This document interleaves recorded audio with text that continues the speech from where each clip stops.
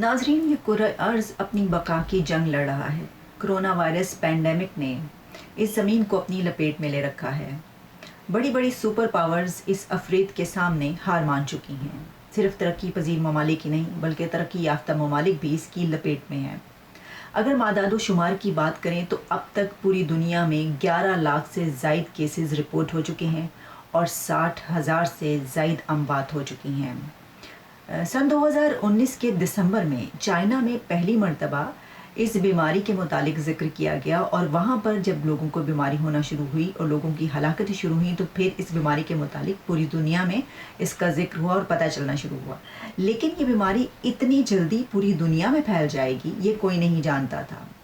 इस वक्त इस बीमारी के हाथों सबसे ज़्यादा हलाकतें की अगर हम बात करें या हम ये कहें कि सबसे ज़्यादा केसेस किस मुल्क में हैं तो उनमें यूरोप के चंद ममालिक और अमेरिका सफ़े अव्वल पर आ चुका है। बड़ी हैरानी की बात है कि अमेरिका पहले नंबर पर कैसे पहुंच गया, क्योंकि अगर हम इसकी टाइम लाइन पर नज़र डालें तो मार्च के महीने तक, मार्च के अवाइल तक अमेरिका बहुत नीचे के नंबरों पर था। इसके बजाय चाइना, इटली, स्पेन, जर्मनी और ईरान बहुत ऊपर के नंबरों पर आ चुके थे।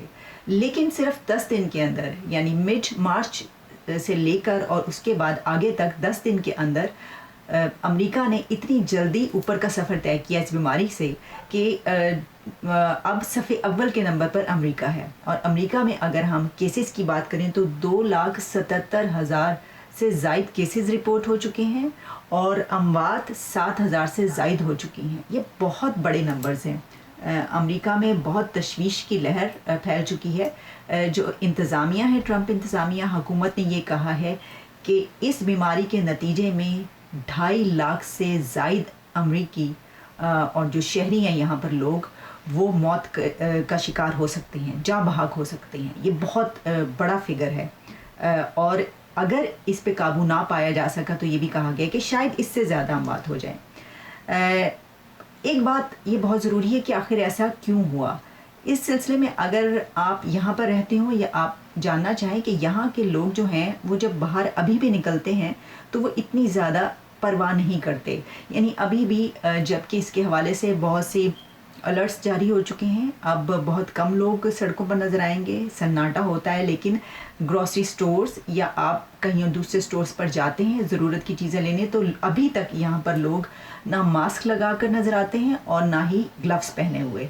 बहुत लापरवाही यहाँ पर बरती जा रही है। इसकी क्या वजूहात हैं? क्या यही वजह है कि यहाँ की शहरियों ने इसके ऊपर तवज्जो नहीं दी या कोई और बात? इस पर बात करने के लिए इस वक्त हमारे साथ हमें ज्वाइन कर रहे हैं सीनियर सहाफ़ी और तज्ज़ियाकार फैज़ रहमान।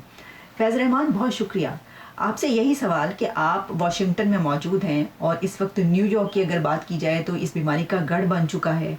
वहाँ पर हॉस्पिटल में जगह कम पड़ गई है, वेंटिलेटर्स कम हो गए हैं। कभी नहीं सोचा गया था कि न्यूयॉर्क में ऐसा होगा या अमेरिका में ऐसा होगा। आपके ख़्याल में इस मुल्क में ये बीमारी इतनी तेज़ रफ्तारी से फैलने और इतने ज़्यादा केसेस होने की क्या वजूहात हो सकती हैं? बुनियादी वजह इस वबा के बहुत तेज़ फैलने की ये है कि इसको शुरू में बहुत लाइट लिया गया। ट्रंप का ये ख्याल था कि ये एक होक्स है जो उनको नुकसान पहुंचाने के लिए फैलाई जा रही है और इसके अलावा यहाँ पर जो पूरा एक निज़ाम है वो उसके लिए तैयार नहीं था। एक फौरी तौर पर एक ऑनस्लॉट हुआ है। अगर ये उस वक्त ही अपनी तैयारी कर लेते जबकि वुहान में, चाइना में ये वायरस फैल रहा था और इनको मालूम था कि चाइना के साथ इतने करीबी रवाबित हैं बिज़नेस के और टूरिज़म के, तो किसी ना किसी तरह से लोग यहाँ पहुँचेंगे और ये चीज़ यहाँ पर भी पहुँचेगी। तो उसका इदराक नहीं किया गया वक्त पर और उसका नतीजा आपने ये देखा कि ये जब यहाँ पर पहुँचा, चूँकि कोई इंतज़ाम नहीं था, किसी ने इसको संजीदगी से नहीं लिया, including the government in New York. जो गवर्नर साहब थे वहाँ, उन्होंने भी उसके लिए वो तैयार नहीं थे। और चूँकि न्यूयॉर्क एक बहुत ही गुंजान आबादी वाला शहर है और वहाँ पर दुनिया के तमाम आप हर कोने का एक शख्स वहाँ मौजूद है, ट्रैवल्स, टूरिज़म, एवरीथिंग। तो और फिर जो रहने का जो इंतज़ाम है वहाँ पर बहुत हज़ारों अपार्टमेंट बिल्डिंग्स हैं, छोटे छोटे अपार्टमेंट्स हैं। उन छोटे अपार्टमेंट्स में जो रोज़मर्रा के जो काम करने वाले लोग हैं वो एक मतलब 7, 8, 10, 12 लोग एक अपार्टमेंट में रहते हैं। तो ये वजह हुई कि वहाँ पर ये बहुत تیزی سے پھیلا، اور ظاہر ہے کہ اس کو شروع میں چونکہ سنجیدگی سے نہیں لیا گیا تو انتظامیہ اس کے لیے تیار نہیں تھی. نتیجہ آپ دیکھ رہے ہیں کہ بے پناہ ہلاکتیں، اور انفیکشن ریٹ تو ریئلی سب سے دنیا میں اس وقت سب سے زیادہ آگے نکل چکا ہے. فیض رحمان، کیا آپ سمجھتے ہیں کہ ان وجوہات کے علاوہ ٹرمپ انتظامیہ یا حکومت کی جانب سے بھی کوئی غفلت برتی گئی ہے؟ کیونکہ ہم نے دیکھا کہ پریزیڈنٹ ٹرمپ کی جانب سے کئی مواقع پر یہ کہا گیا کہ نہیں، یہ ایک عام سا نزلہ زکام ہے، یہ فلو ہے، یہ کوئی ایسی بیماری نہیں ہے. بہت سی ایسی ویڈیوز بھی اب سامنے آ رہی ہیں جس میں ان کی ایسی سٹیٹمنٹس دکھائی جا رہی ہیں کہ وہ پہلے یہ کہا کرتے تھے، لیکن اس کے بعد کچھ دن ہوئے کہ انہوں نے اب اس کو سیریس لیا اور ان کی انتظامیہ نے اس کے حوالے سے الرٹس جاری کرنے شروع کیے. اب روزانہ کی بنیاد پر پریس بریفنگ ہوتی ہے. لیکن کیا آپ سمجھتے ہیں کہ حکومت کی غفلت کی وجہ سے بھی ایسا ہوا ہے؟ جہاں تک ٹرمپ انتظامیہ کا اس میں کیا رول ہے، تو جیسا کہ میں نے پہلے کہا کہ انہوں نے شروع میں اس کو سنجیدگی سے نہیں لیا، اور لیکن اب تک بھی یہ لگ رہا ہے کہ صدر ٹرمپ بظاہر ایک پینک موڈ میں نظر آتے ہیں، اور ان کو اگر آپ دیکھیں تو ایک جو بیانات ہیں بڑے متضاد قسم کے بیانات ہیں.